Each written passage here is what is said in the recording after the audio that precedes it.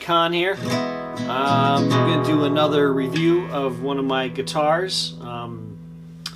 This particular one I've had for, I want to say, about 6 or 7 years. I bought it in Grand Rapids, Michigan, and I bought it at a guitar center. And it is a Manuel Rodriguez Hios. And Manuel Rodriguez guitar. It's kind of a Spanish or classical guitar, and you'll have to forgive me if I'm not saying things right because I don't know this particular style of guitar very well, but it is a nylon string based guitar. It has an LR Baggs preamp system and a pickup in the bridge here, and the jack is right out of the back.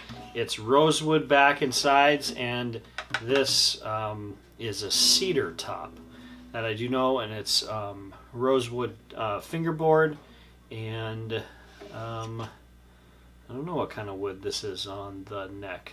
It looks like it's mahogany. I think so, but I'll look into that. Anyway, it has a cutaway and it has a smaller size, and I changed the strings once and it looks like I didn't do the best of job at attaching them, but I would do a review of this guitar. You'll have to excuse me because I don't really play classical music much, but I'll do some finger styling that I can do.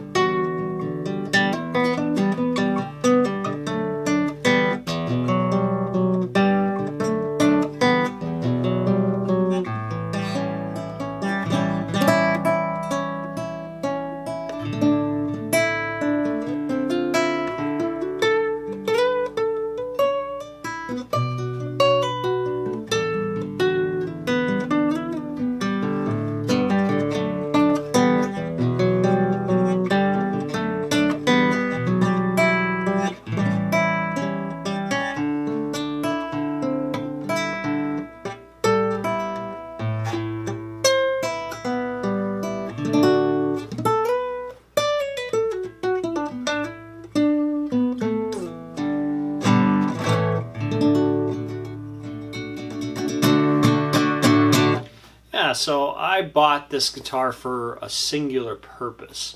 I was, for a short time, I was playing guitar at a church, and I had a big concert that I was going to do a religious piece at, and there was going to be hundreds of people there, but actually more like 1,000 people, and for me that was a pretty big gig. Because usually I'm used to playing churches or small bars. I'm the small bar guitar player in a band doing, like bad bar music, or, playing up in a worship band. That's what I'm used to. And this particular one, was like a ticketed event, and I was one of the people who was going to play, and I was going to play a couple religious pieces.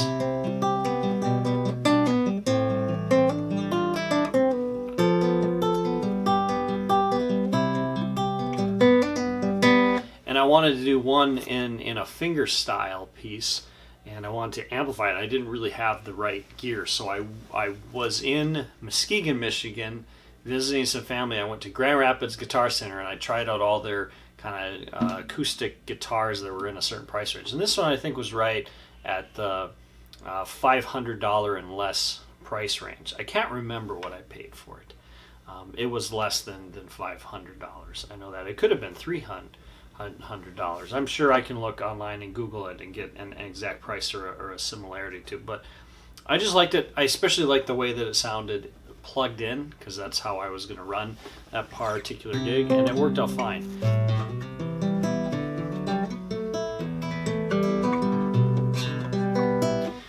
Whichever piece I played, I can't remember. It was probably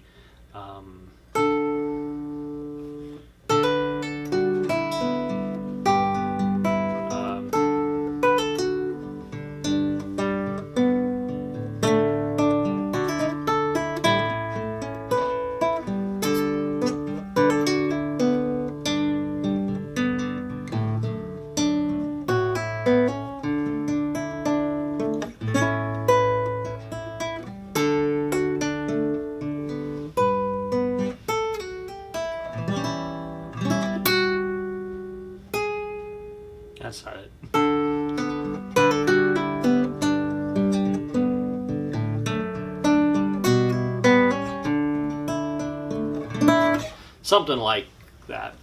Anyway, the guitar worked out fine, and then after I did that one gig, I didn't play it too much, except it kind of was just a, like a collector's piece that just was on my wall.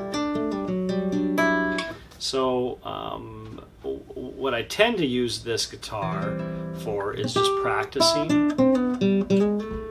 and just kind of poking around when I want kind of a softer guitar for picking.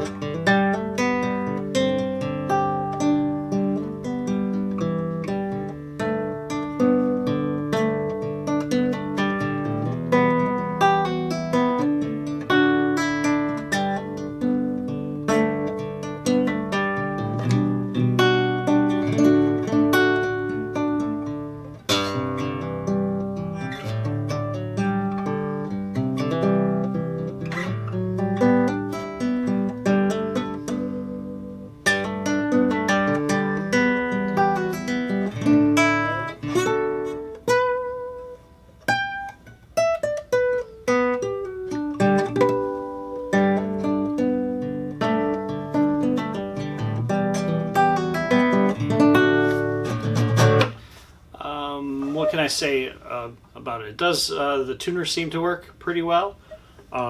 It plays pretty well. The action works fine. The electronics have always worked fine. I don't see a model number. I'll see. This says Madrid, Spain. The web address is www.guitars/m/r/sons.com. Model Caballero, there it is, Model Caballero 10 cut, and it has a number of 3219.